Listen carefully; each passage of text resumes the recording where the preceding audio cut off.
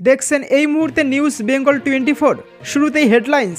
দুটো থাপ্পড় মেরে তাড়িয়ে দিতে পারি, দলের উদ্দেশ্যে কড়া বার্তা মমতার। বিজেপির ডামি ক্যান্ডিডেট অধীরের গড়ে দাঁড়িয়ে তুমুল তোপ অভিষেকের। তৃণমূল ফেল, বাংলার এই আসনে ফের ফুটবে পদ্ম। তৃতীয় দফার ভোট হতেই ফলাফল ঘোষণা মালব্যর।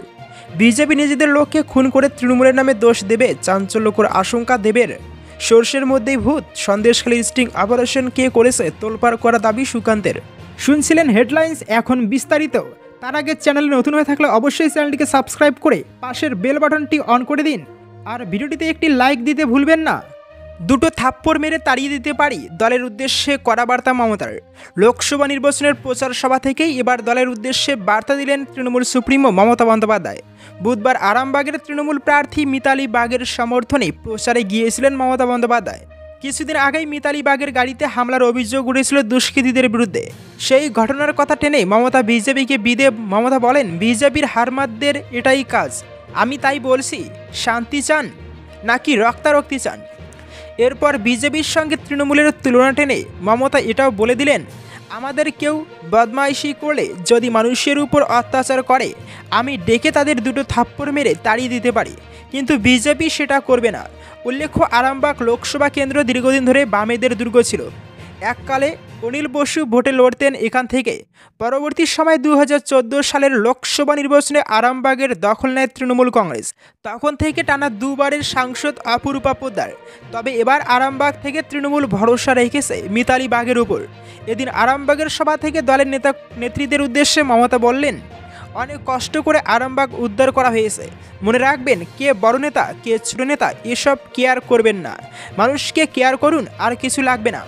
আগামী 20 মে ভোট গ্রহণ রয়েছে আরামবাগ লোকসভা কেন্দ্রে। তার আগে এদিন দলীয় প্রার্থী মিতালি বাগের সমর্থনে নির্বাচনী জনসভা থেকে দলের উদ্দেশ্যে স্পষ্ট বার্তা দিয়ে রাখলেন তৃণমূল সুপ্রিমো। বিজেপির ডামি ক্যান্ডিডেট অধীরের গড়ে দাঁড়িয়ে তুমুল তোপ অভিষেকের। লোকসভা কেন্দ্রের নাম বহরমপুর, আর কে না জানে রাজ্য রাজনীতির মানচিত্রে এই বহরমপুর পরিচিত অধীর চৌধুরীর গড় হিসেবে। এই গড় ভাঙতেই এবার এই কেন্দ্রে তৃণমূল বাজি রেখেছে প্রাক্তন ক্রিকেটার ইউসুফ পাঠানের উপরে।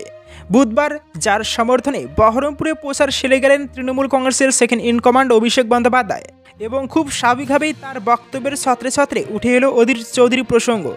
অন্যান্য জায়গায় বক্তৃতা করার সময়ও কথায় কথায় অধীর চৌধুরীর বিরুদ্ধে সমালোচনায় সর্বদা দেখা যায় অভিষেককে। বুধবার অবশ্য তার চেয়েও এক পা এগিয়ে বিস্ফোরক মন্তব্য করতে দেখা গেল তাকে।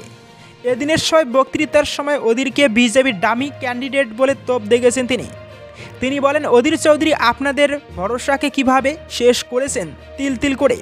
যেখানে মমতা বন্দ্যোপাধ্যায় রাহুল গান্ধী প্রিয়াঙ্কা গান্ধীকে পাশে বসিয়ে বলছে বিজেপিকে সরাতে হবে, সেদিন অধীর চৌধুরী বলছেন মোহাম্মদ সেলিমকে পাশে বসিয়ে যে তৃণমূলকে হটাও। তার কথায় উনি তো কোনোদিন বিজেপির কোনো নেতাকে বলেন না যে এখানে এসে দাঁড়ান।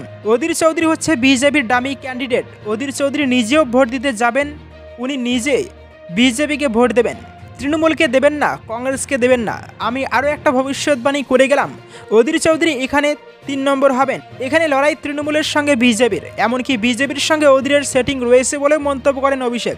তার কটাক্ষ, অধীর চৌধুরীকে একবারও নোটিশ পাঠিয়ে ইডি সিবিআই ডাকেনি, তাহলে সেটিংটা কার? যেখানে রাহুল গান্ধী সোনিয়া গান্ধীকে ঘন্টার পর ঘন্টা ডেকে বসিয়ে রেখেছিল, এখানে একমাত্র ইন্ডিয়ার জোট হয়নি, তার কারণ অধীর চৌধুরী। তৃণমূল ফেল, বাংলার এই আসনে ফের ফুটবে পদ্ম।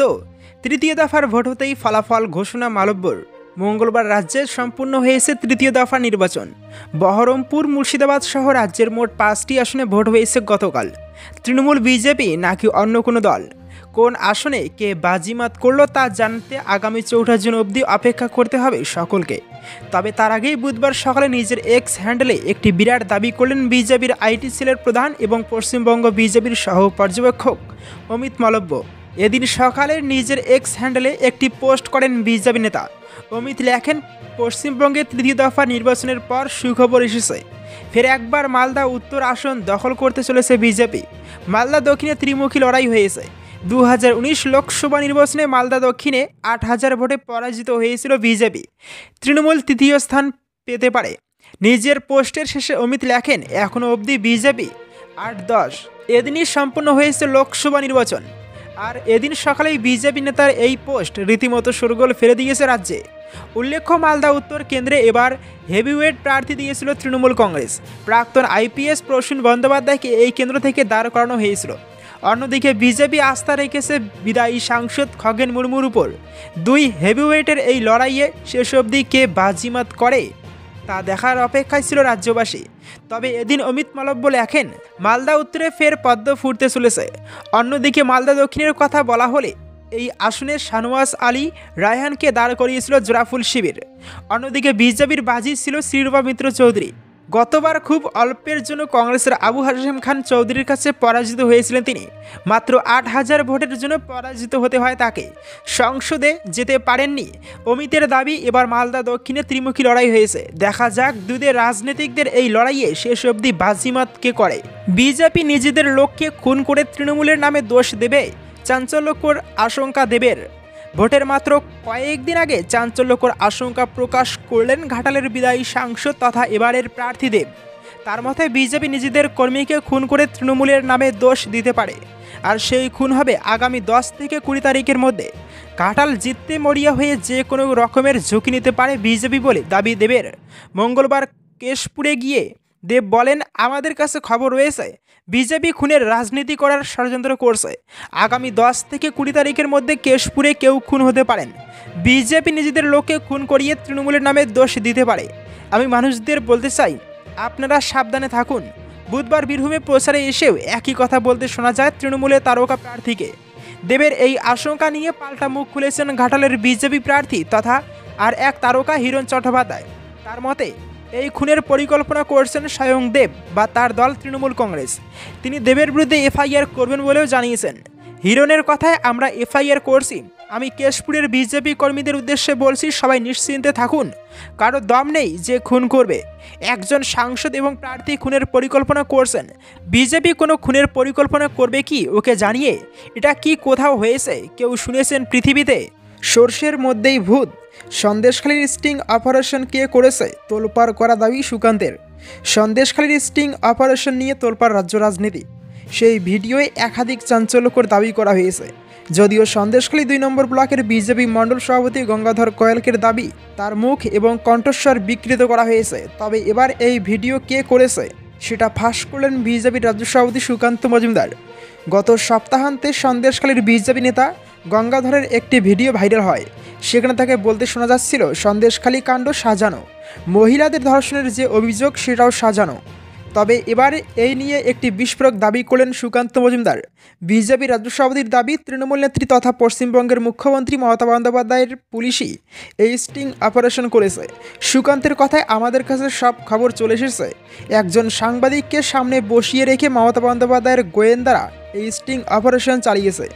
বালুরঘাটের বিদায়ী সাংসদের দাবি, এই স্টিং অপারেশন পুলিশ করিয়েছে।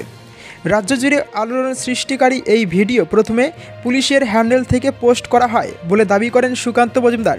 ভিপিএন লাগিয়ে মাস্কিং করে এই ভিডিও পোস্ট করা হয় বলে মন্তব্য করেন তিনি। এই ভিডিও কে পোস্ট করেছে সেটা যাতে বোঝা না যায়, সেই জন্য এমনটা করা হয়েছে বলে দাবি সুকান্তের। বিজেপির রাজ্য সভাপতি জানান, এই ভিডিও নিয়ে তদন্ত চলছে। যে পুলিশ আধিকারিক এবং তার টিম এমনটা করেছেন কেউ ছাড় পাবে না, তাদের জেলে পাঠানো হবে বলে দাবি করেন সুকান্ত। বিজেপি নেতার এহেন দাবিতে স্বভাবতই ফের বিতর্ক শুরু হয়েছে। উল্লেখ্য, গত সপ্তাহে স্টিং অপারেশনের এই ভিডিও ভাইরাল হওয়ার পর সন্দেশখালীর বিজেপি নেতা গঙ্গাধর সিবিআই তদন্তের দাবি জানিয়েছিলেন। ভিডিও বিকৃত করার অভিযোগও এনেছিলেন তিনি। তবে এবার এক চাঞ্চল্যকর দাবি করলেন সুকান্ত মজুমদার, যে কারণে ফের শোরগোল পড়ে গিয়েছে রাজ্যে।